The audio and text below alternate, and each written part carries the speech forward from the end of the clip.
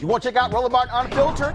YouTube.com/Roland S. Martin. And subscribe to our YouTube channel. There's only one daily digital show out here that keeps it black and keep it real. It's Roland Martin Unfiltered. See that name right there? Roland Martin Unfiltered. Like, share, and subscribe to our YouTube channel. That's YouTube.com/Roland S. Martin. And don't forget to turn on your notifications so when we go live, you'll know it. Well, that's Monday, August 19th, 2019. Coming up on Roland Martin Unfiltered, the cop who killed Eric Garner, fired, out of a job. He is now saying he will sue the NYPD.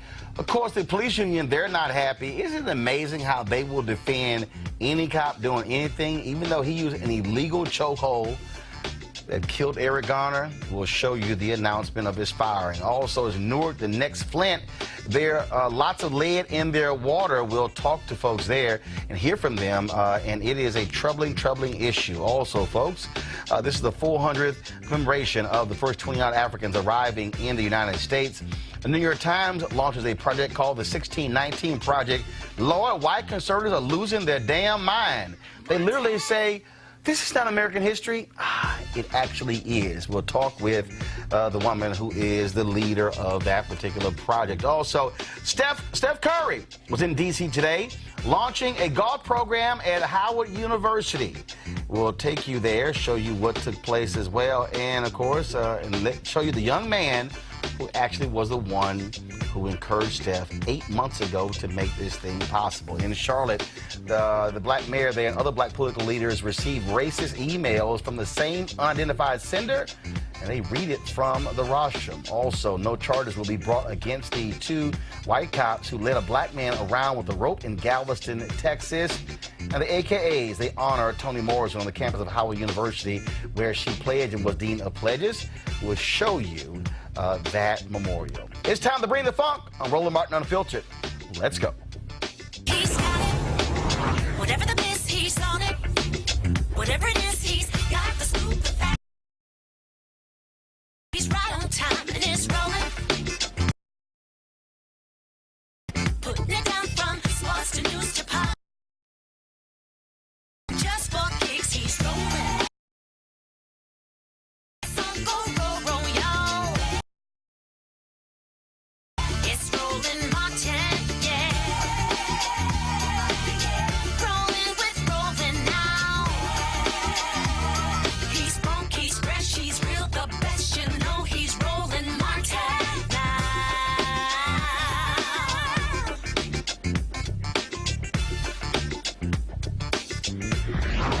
Martin. Danielle Pantaleo, the New York City police officer seen on video using a chokehold during Eric Garner's deadly arrest 5 years ago, fired today by the New York Police Department Commissioner. Conference. Here's what he had to say.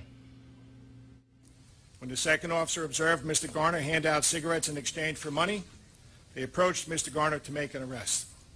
That offense could have resulted in a summons, but Mr. Garner refused to provide identification, which meant he would have been brought to the precinct for processing. For several minutes on that widely viewed video, Mr. Garner makes it abundantly clear that he will not go willingly with the police officers. He refused to cooperate with the arrest and to comply with lawful orders. The video also makes clear that Officer Pantaleo's original efforts to take Mr. Garner into custody were appropriate, and that he initially attempted two maneuvers sanctioned by the police department. Every time I watch that video, I say to myself, as probably all of you do, to Mr. Garner, don't do it. Comply. To Officer Pantaleo, don't do it. And therefore, one of the great challenges of the police profession here in New York City and elsewhere will always remain arresting someone who intends to resist that arrest. Communication and de-escalation techniques are employed where possible, but more often than the police and the public alike would prefer, varying levels of force are used to ensure compliance. Society gives our police the legal authority to use acceptable levels of force when necessary, because police cannot otherwise do their job. It is unlikely that Mr. Garner thought he was in such poor health that a brief struggle with the police would cause his death. He should have decided against resisting arrest, but a man with a family lost his life, and that is an irreversible tragedy. In this case, The unintended consequence of Mr. Garner's death must have a consequence of its own. Therefore, I agree with the Deputy Commissioner of Trials' legal findings and recommendations. It is clear that Daniel Pantaleo can no longer effectively serve as a New York City police officer. And of course, the patrol union, the police officers union, they were not happy at all with that. Of course, blasting the commissioner, saying that he did not follow procedure. Really? It's been 5 years? This guy using an illegal chokehold, and you're saying he didn't follow procedures. Okay. All right. I see how we want to roll with that one. Let's go to our panel here. Of course, Mike Brown, former here. Shannon Wright, of course, she also is out of Baltimore. And we have Brooke Thomas. She's a journalist with the Young Turks. Joins us via Skype as well. Brooke, I actually want to start with you, Michael. Here's what's amazing here. Okay, 5 years. 5 years this guy was since he killed Eric Garner. We saw the video. We all saw it. Illegal chokehold. And the medical examiner ruled it was a homicide. And for the police union to act as if somehow this guy should not be held liable, wasn't indicted by the Staten Island District Attorney, and getting fired, now he wants to sue as well. The only way you stop these cops from this sort of stuff is when they lose their job and lose their pensions.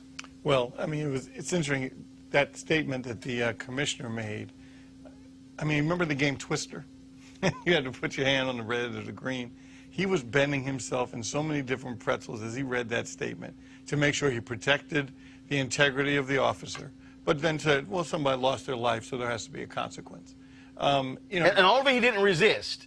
How about only if you didn't do a chokehold? Right. How about only if you didn't stop somebody for some allegedly loose cigarettes, which actually there were no loose cigarettes after we discovered that later as well. And no weapon.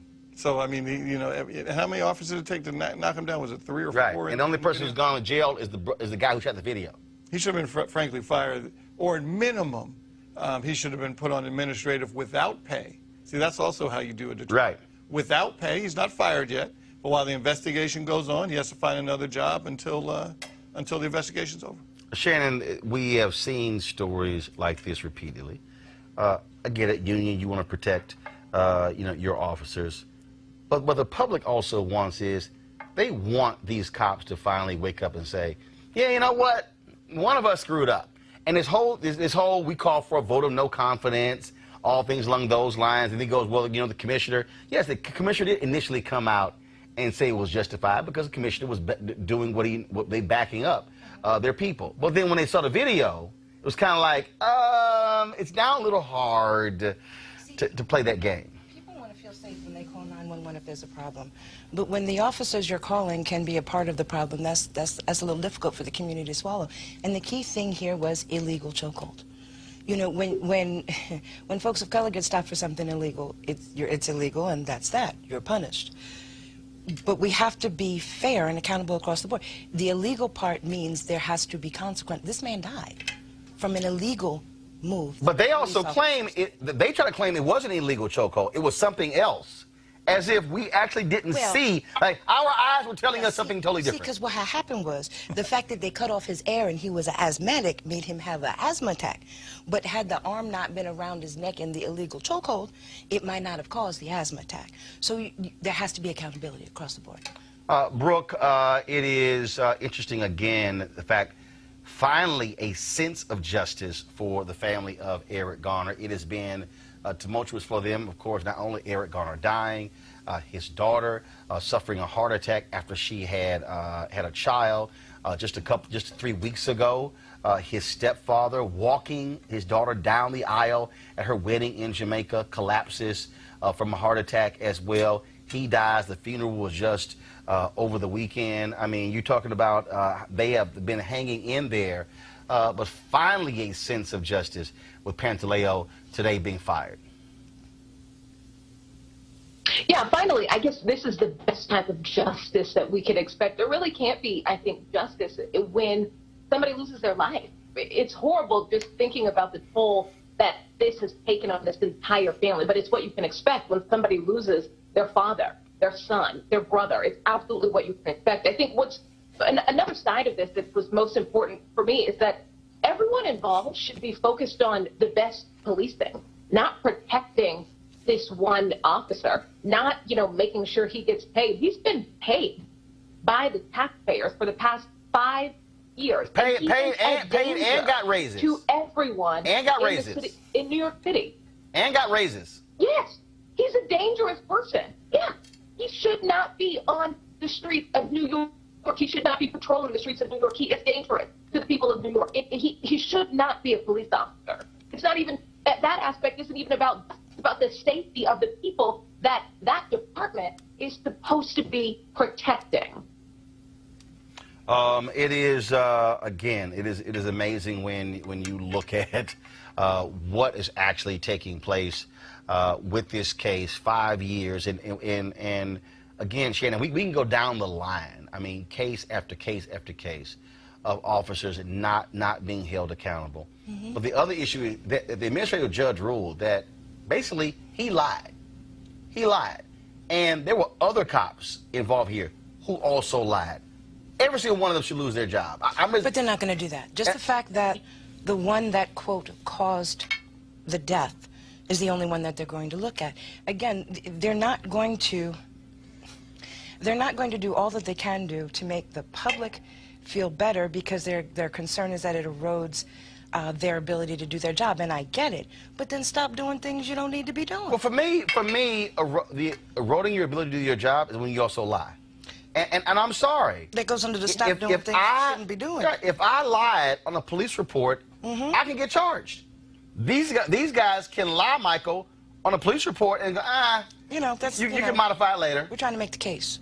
Well, it's the, what's it called, the Blue Code of Silence? What's the little acronym? Yeah. And, the umbrella is we're putting our lives on the line every single day, protecting these communities. We have to have some backstop to protect us. And if we feel like our life is threatened, if we feel somebody's not complying, we have a right to do what we need to do, no consequence. And frankly, the way the laws are, there haven't been a lot of consequences at all in the courtrooms around this country. Again, he wasn't indicted, Brooke. He's now being fired. He's going to sue. But we know of other cases where officers sued to get their jobs back, and they got it back. Yeah.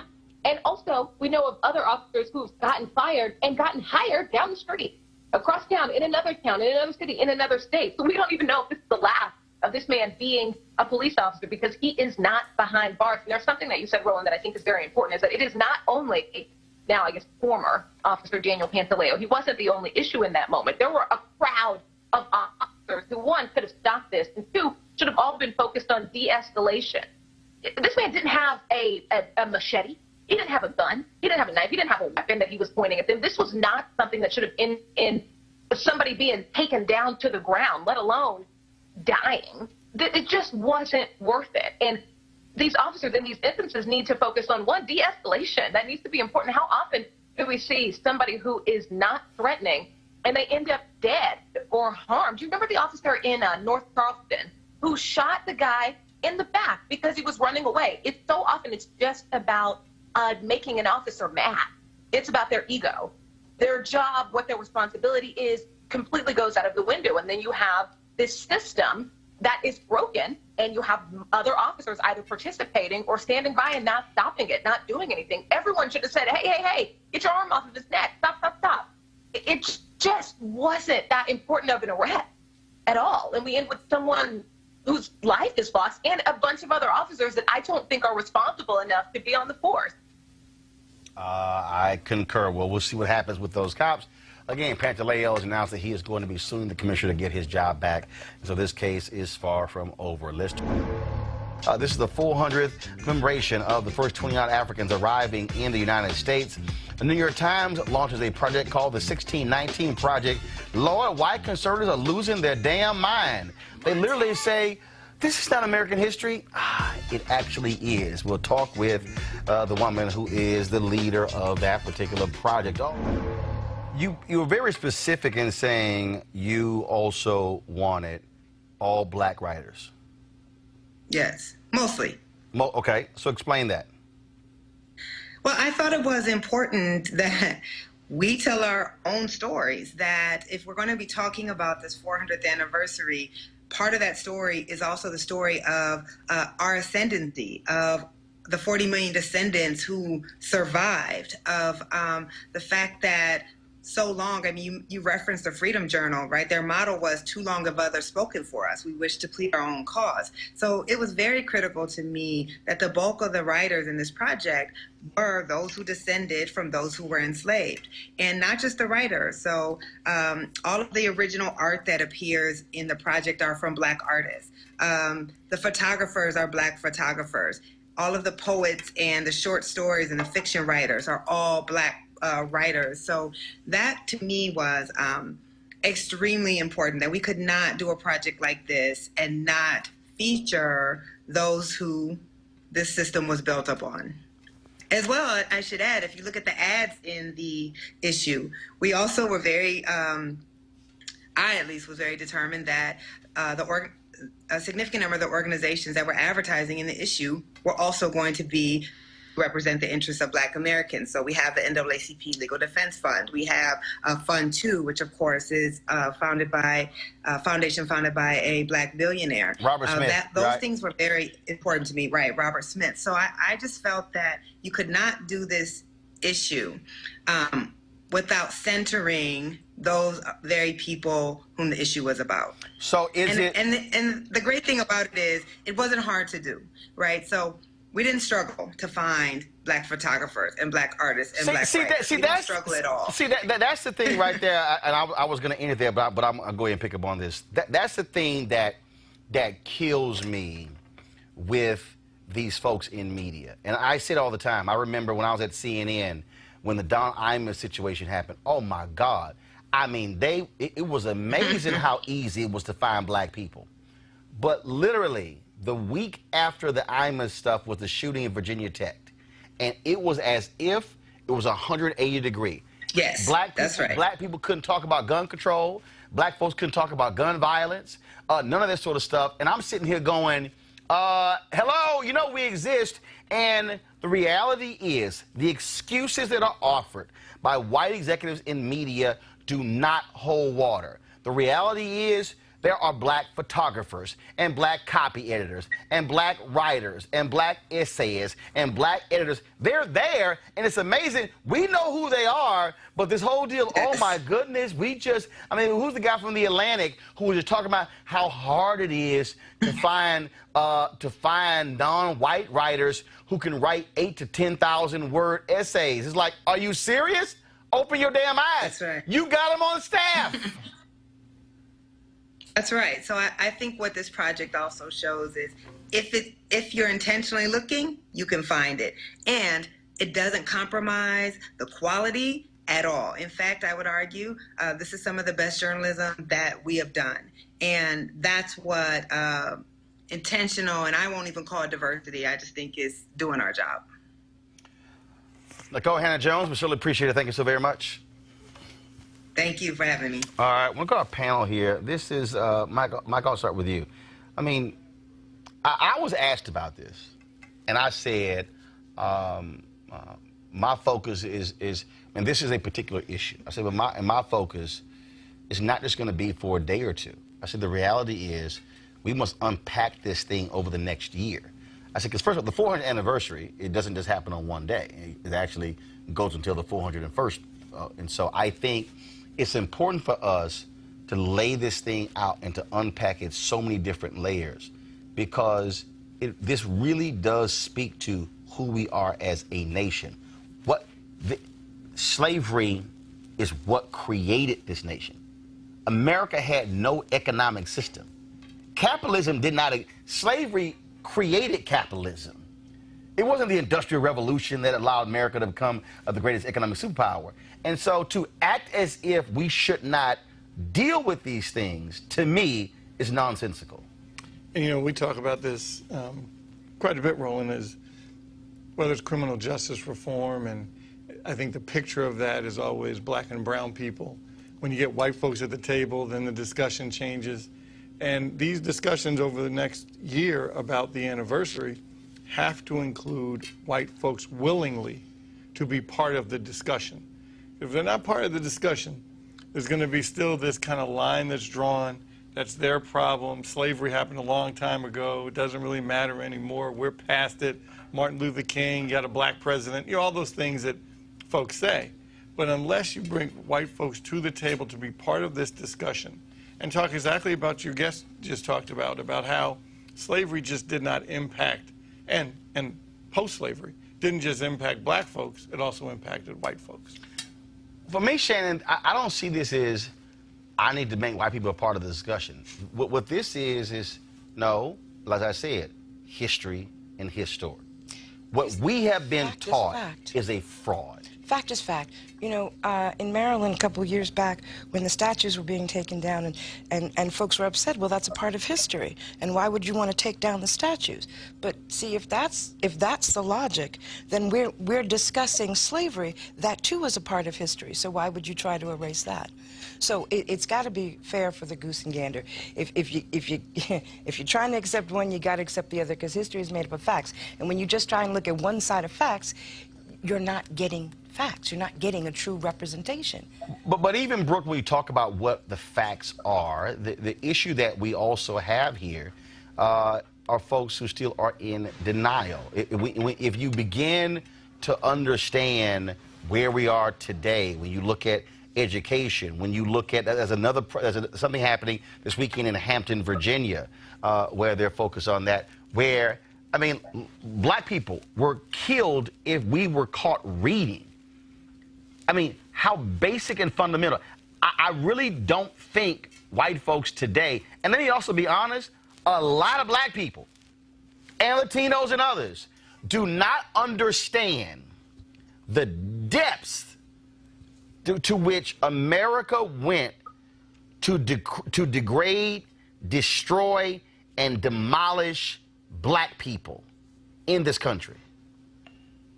They don't, and you're right. It's about education and the lack of education, and that was, you know, kind of the point. We had this weird relationship with slavery where we say, sure, this was bad, this was a bad thing, but all of the other actions surrounding it and how we bring people up and how we educate people on what actually happened in our history, it's so bad. How often, you know, I think, like, as a black woman who I think is fairly educated, I find out something new or something that I wasn't taught in school. And like how I am from Muskogee, Oklahoma, which is right outside of Tulsa, and I didn't learn about the Tulsa race riots in school. It's 20 minutes away up the, you know, the turnpike. I didn't learn about that in school.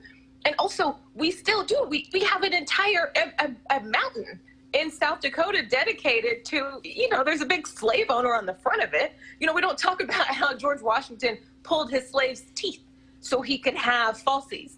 We don't talk about, as much as we should, about how Thomas Jefferson was a monster, an absolute monster, a child rapist, a slave owner, just a monster. We still celebrate these really horrible people just because they, you know, yes, they did, you know, they are our founding fathers. They were also monsters. And it's like, oh, no, you can't disparage them. And we don't learn about things that we should in school. So it's like, I almost can't even blame the ignorant racists who are so angry at this massive piece of history that they should be happy to learn about, because our education system is set up so that they don't believe it.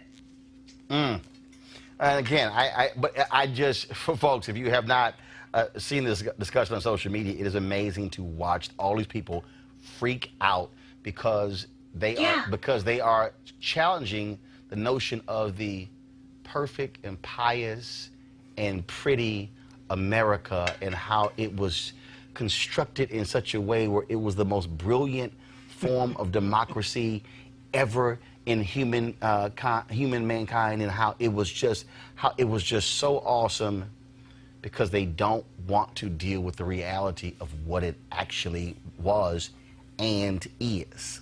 And the fact that we are still today fighting things that we should have gotten at our birthright, but then again, that couldn't be the case because it was never designed for us to have a birthright in America. It was never designed for us to be born free. It was never designed for us to have a vote. It was never designed for us to have all the trappings of what it means to be an American Because we were property. We were property before there ever was an America. And that is a fact. And so for all y'all white folks who bothered by it, ain't my problem. Suck it up, deal with it, because guess what? I keep telling y'all, we ain't going anywhere. We've been here 400 years. And the reality is, black people, unlike anybody else, has done more to force America to be the nation it says it is on paper. Our goal is to make it the nation the way it should be in reality. Gotta go to a break. We'll be back. Roland Martin Unfiltered, just a moment. You want to check out Roland Martin Unfiltered? YouTube.com/Roland S. Martin. And subscribe to our YouTube channel. There's only one daily digital show out here that keeps it black and keep it real. It's Roland Martin Unfiltered. See that name right there? Roland Martin Unfiltered. Like, share, and subscribe to our YouTube channel. That's youtube.com/Roland S. Martin. And don't forget to turn on your notifications so when we go live, you'll know it. All right, folks, you've heard me talk a lot about marijuanastock.org. Why? Because I want to keep you informed of investment opportunities that make sense. We've all watched the growth of the cannabis industry. A recent report by New Frontier Data estimates the global cannabis market at over $340 billion. We know that marijuana legalization is sweeping across the country, state by state. We also know that marijuana has a good cousin, the hemp plant, with a much higher concentration of CBD. That means hemp gives you all of the medical benefits of marijuana without getting you high.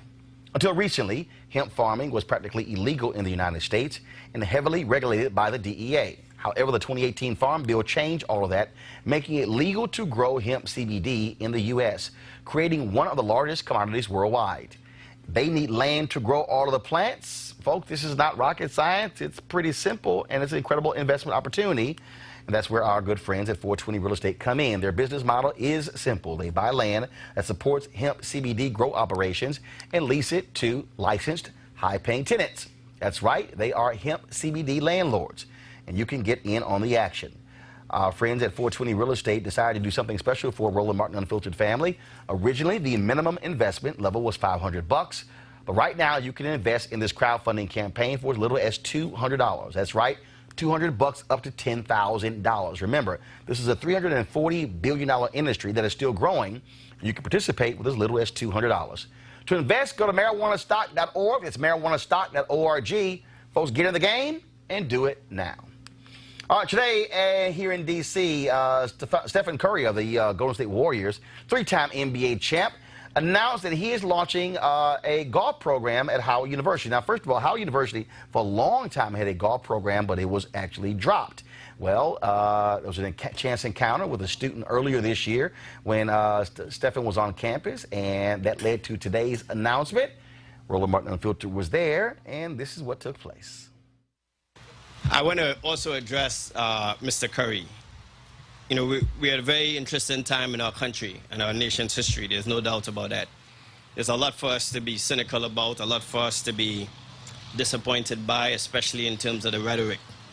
But one of the things that I think we all must make sure that we double down on is investing in the people who invest in us. And one of the things that we have to take pause today amongst everything else that's happening is to realize that Mr. Curry represents what is great about America. If you want to talk about American greatness and you want to talk about what Americans should be doing regardless of their station in life, I think you just need to look at what Mr. Curry has been doing off the court.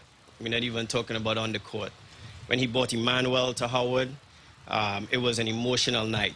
But his investment, meeting his mom, seeing his family's investment in that project was unbelievable. And then again today, there's so many other things that he could be doing today. There's so many other schools that he could be at supporting something like this today. But he chose to be here for a reason. His social activism, without political rhetoric, speaks volumes to who he is. And I hope that in all of the cynicism that we sometimes see and hear every day, we're going to take pause today to recognize that there's a lot to be happy about in this country with people like Stephen Curry around. So, Mr. Curry, I want to thank you for all that you're doing. The young men and young women who participate in Howard Athletics are some of the brightest people you will meet, people who are out changing the country, changing the world around us. So this investment is clearly that. This is an avenue for students who otherwise wouldn't have an opportunity to attend a Howard University to use the game of golf to participate in that. And for that, I'm also grateful. I'm also grateful that he recognizes the value of that education. It's extremely rewarding to be here. I know, again, what the game of golf has taught me. Obviously, I played basketball full-time and have enjoyed that part of that career path. But in terms of what golf has taught me about the different places it takes you, the things it teaches you about yourself, the people that you get to play with. As you said, it's a family thing for me as well. My dad got me into the game when I was 10 years old, and a high percentage of my rounds have been with him as well. Bridging that part of my relationship with the game into creating this opportunity with Howard to provide scholarships for men and women to play the game, to go to Howard, to invest in their education, and be a part of this amazing university that I've heard so many great things about. It's just exciting to be a part of that mission, that journey, that process. And as a part of the game, it doesn't just happen because of me or Otis. We have a lot of great partners that have helped bring this to fruition. To be honest, this is an amazing opportunity, an amazing moment just to have a lot of the people who are closest to me here to see it. And just, have this moment to be here in D.C. and kind of have my two worlds, which is, the back home golf side and the D.C. Howard side collide, and obviously with some support from Howard as well, and a big time NBA superstar. It's unbelievable. It's awesome, and I just want to thank God, because without him, none of this would be possible. In the beginning, we're going to start with 3 scholarships in total, 2 on the women's side and 1 on the men's side. But there might be in the first year, we're still working through the particulars of this, there might in the first year be 2 scholarships based on a separate situation that involves Mr. Ferguson. All right, but I can't get into any more details on that. With regard to the endowment, we're going to look, Steph has agreed to work with us in terms of raising the funds for the endowment so that this program can go on in perpetuity. That number could be, I'm not going to put a limit on what that number is, but we're looking at somewhere between $6 to $8 million. Well, I don't like to talk about anybody else's wallet, but let me just say this. He is putting up enough that we will be able to, in the first year, hire a coach and do the necessary, spend the necessary resources to create and develop a team starting in 2021. He is also putting up enough to pay the operating expenses and the scholarship expenses for that team on both the men's and women's side for the next 5 years after that. I also asked Steph, is he hopeful that other athletes will see what he is doing and reach back and help HBCUs when it comes to golf or other sports? Yes, I feel like there's no secret how much golf is a passion of mine, and again, how much I've learned about the game, kind of playing basketball obviously full-time and my free time playing golf. But I hope it encourages people in terms of just being authentic about what they want to do and how they can create opportunities to give back. You don't have to force it. Opportunities can come up, but following your passions and what you can really get behind, not only your time and effort, but your money as well. Everybody's doing it in a lot of different ways, and so my way is connecting golf with education with opportunity, and that's important for me. And it's certainly an exciting thing for Howard University, and we thank Steph Curry for what he is doing when it comes to their golf team. Going to a break. We'll be back. Roland Martin Unfiltered. Support Roland Martin Unfiltered. Be sure to join our Bring the Funk fan club. Every dollar that you give to us supports our daily digital show. There's only one daily digital show out here that keeps it black and keep it real as Roland Martin Unfiltered. Support the Roland Martin Unfiltered daily digital show by going to RolandMartinUnfiltered.com. Our goal is to get 20,000 of our fans contributing $50 each for the whole year. You can make this possible. RolandMartinUnfiltered.com. Live Luxe Jazz is the experience of a lifetime, delivering top-notch music in an upscale destination. The week-long event is held at the Omnia Day Club Los Cabos, which is nestled on the Sea of Cortez in the celebrity playground of Los Cabos, Mexico. The Life Luxe Jazz experience offers the ultimate getaway for discerning jazz aficionados by pairing an upscale international destination with luxury accommodations, fine haute cuisine, top-shelf libations, breathtaking golf, exhilarating spa, health and wellness options, and much more, while showcasing some of the biggest names in entertainment. The second annual Life Luxe Jazz experience continues to build upon its success and heritage with Jazzing Around Los Cabos, a celebratory expansion of accomplishing its goal of sharing all of the finest of the destination has to offer, including daytime excursions and mini concerts, including the Spirit of Jazz Gospel Brunch and Jazz Sunset Cruise. Confirmed guests, comedian actor Mark Curry, along with Gerald Albright, Alex Bugnon, Raul Madon, Incognito, Pieces of a Dream, my man Kirk Whalum, Average White Band, Donnie McClurkin, Shalea, Roy Ayers, Tom Brown, Ronnie Laws, and Ernest Crowles. For more information, visit the website at lifeluxejazz.com. That's lifeluxejazz.com. All right, folks, less than 2 weeks after a Texas Police Department apologized after viral photos showing two white cops on horseback leading a handcuffed black man by what appeared to be a rope, the Texas Rangers have announced that there will not be a criminal investigation into the incident. Just shocked. The Galveston Police Department continues to face criticism for the arrest, as they should, Brooke, and it's actually sort of idiotic. And the cops said, oh, no, we never thought. Like, we never thought it even come into our mind, the image of us on horseback and a rope tied to a black man walking him down the street. Then you shouldn't be a police officer, because your critical thinking skills are just not where they should be. But we know that's not the truth. Do you know what I mean? But either way, this goes back to what we were talking about earlier when we were talking about former Officer Pantaleo and his co-workers who kind of stood by and helped or participated, or at the very least didn't stop what was happening. This was about a trespassing case. This is not even one of those things where it's like, yeah, you shouldn't have drugged this man, across town with a rope. You should have waited until you could have gotten an appropriate transport. No, maybe you shouldn't have arrested this person. If you didn't have time to wait for a transport, not everything deserves an arrest. It just doesn't. And officers they are able to use their own judgment. We know that. We see it a lot. We see the disparities in whether someone is arrested or whether someone is given a citation or a warning. This was a trespassing charge. This was not, and it just goes down to ego. There was no reason whatsoever to parade this man around town like that. These people are dangerous. These two officers, I just don't think their critical thinking skills, at the very least, are where a police officer should be. Someone whose your life could be, it's in their hands. They just should not be officers, let alone the fact that this should be investigated, because this was just about embarrassing this man. Absolutely. They were mad that they've had to deal with this before, and they wanted to embarrass him. They wanted to shame him. Got it. And so they were willing to break protocol, to do just that. Shannon?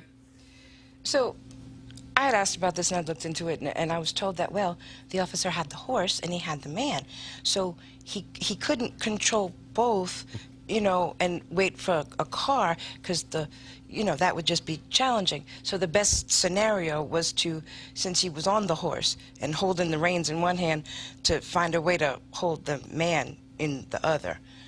So I understand that might be the logic in the story that they're trying to spin. However, it seems to me in many jurisdictions, when there's an issue, you call for backup.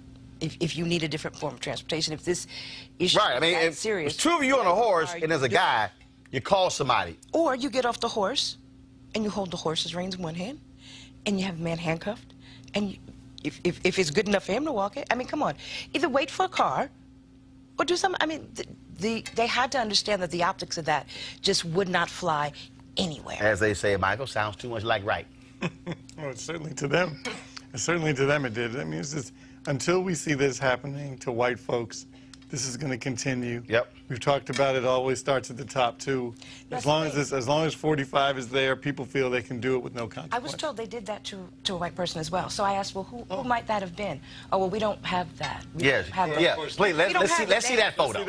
Let's see that photo. I said, really? So this is what you do regularly? They said, well, yes. It's not just because he was black. Okay, so who was that? Yeah, right. Let's talk about it regularly, folks. Mayor Vi Lyles of Charlotte, North Carolina, along with several other black lawmakers, received the same contain racist email from an unidentified sender.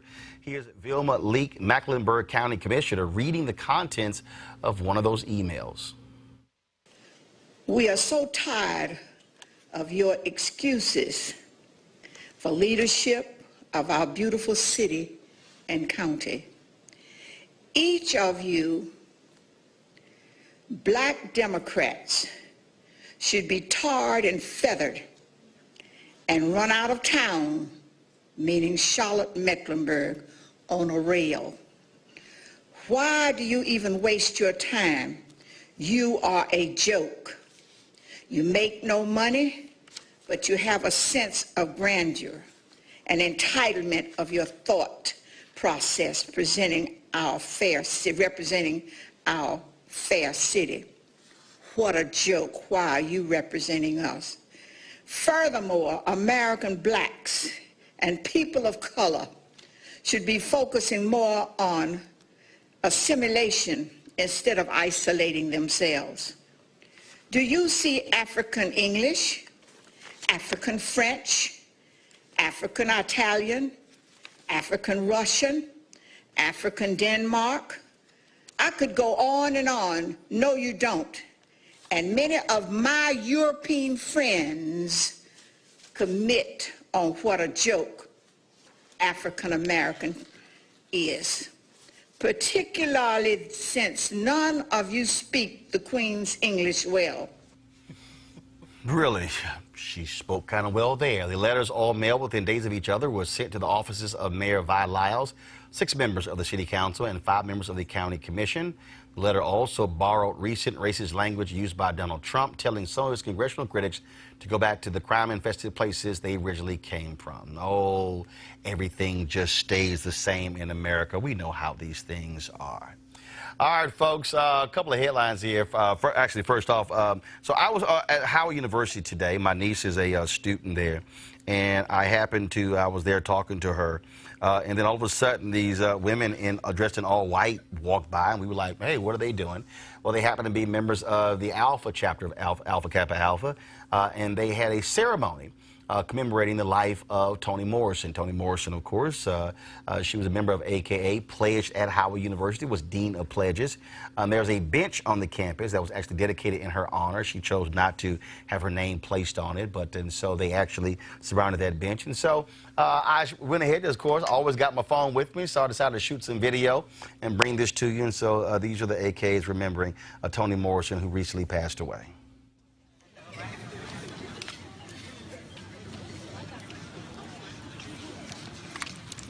A special thank you also to Sora Elvita Addison, who actually insisted that we pull this together, and I think she was absolutely right in doing so, so thank you so much. I also happen to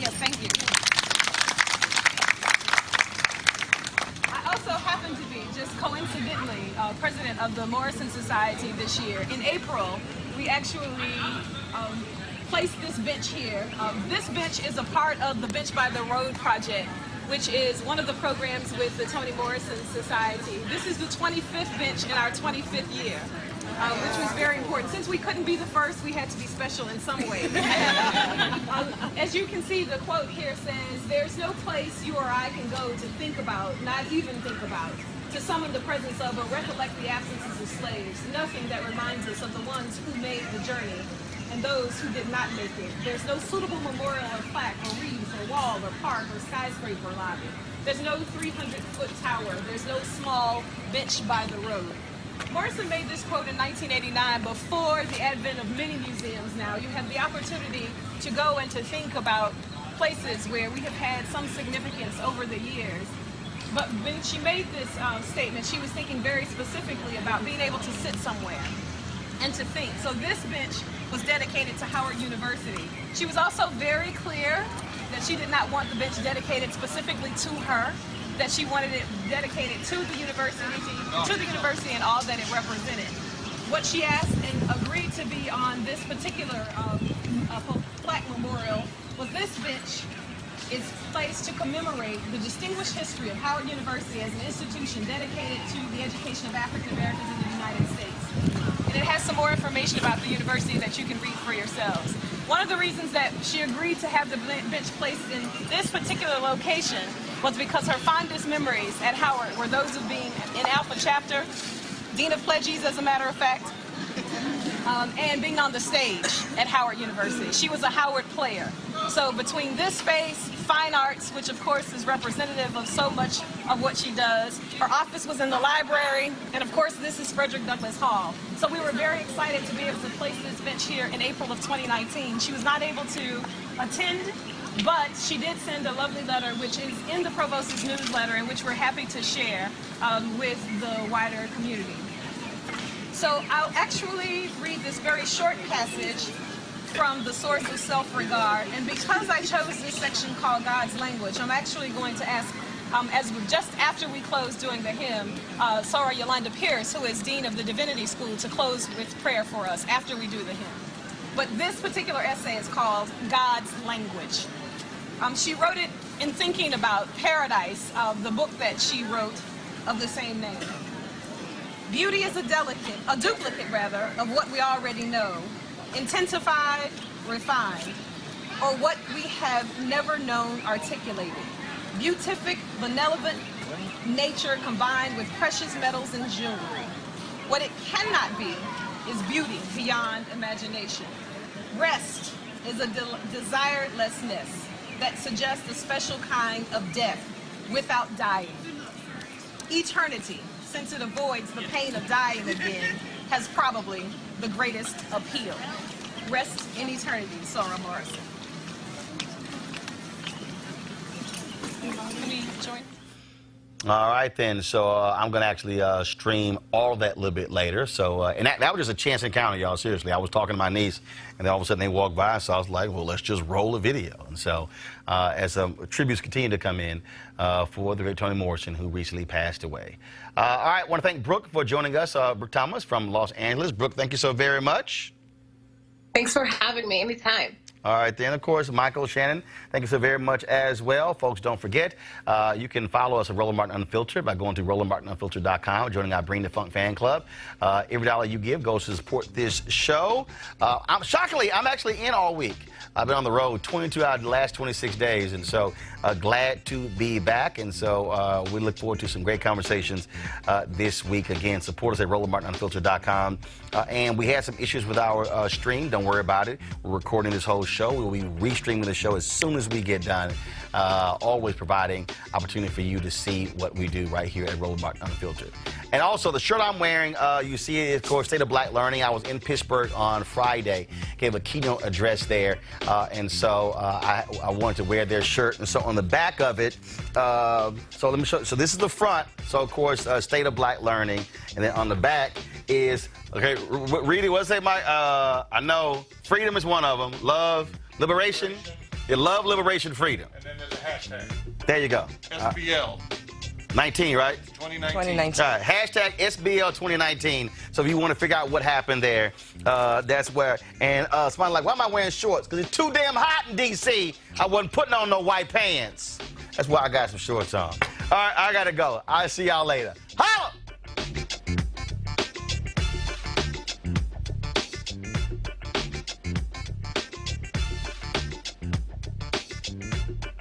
You want to check out Roland Martin Unfiltered?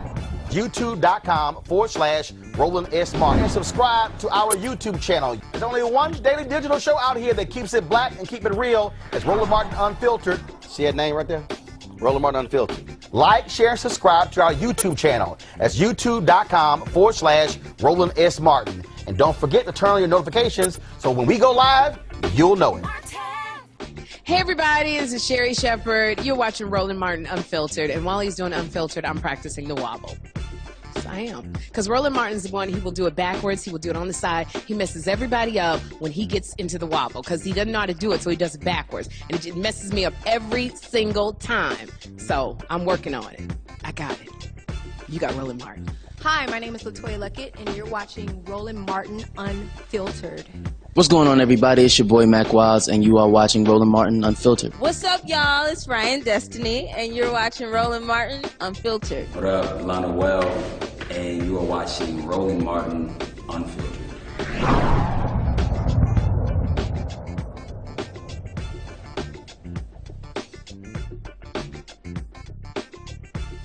You want to support Roland Martin Unfiltered? Be sure to join our Bring the Funk fan club. Every dollar that you give to us supports our daily digital show. There's only one daily digital show out here that keeps it black and keep it real as Roland Martin Unfiltered. Support the Roland Martin Unfiltered daily digital show by going to RolandMartinUnfiltered.com. Our goal is to get 20,000 of our fans contributing $50 each for the whole year. You can make this possible. RolandMartinUnfiltered.com. Hey fam, want to check out Roland Martin Unfiltered, the blackest show on all of digital, cable, and broadcast. Check out our audio podcast. There's only one daily digital show out here that keeps it black and keep it real as Roland Martin Unfiltered. Press play.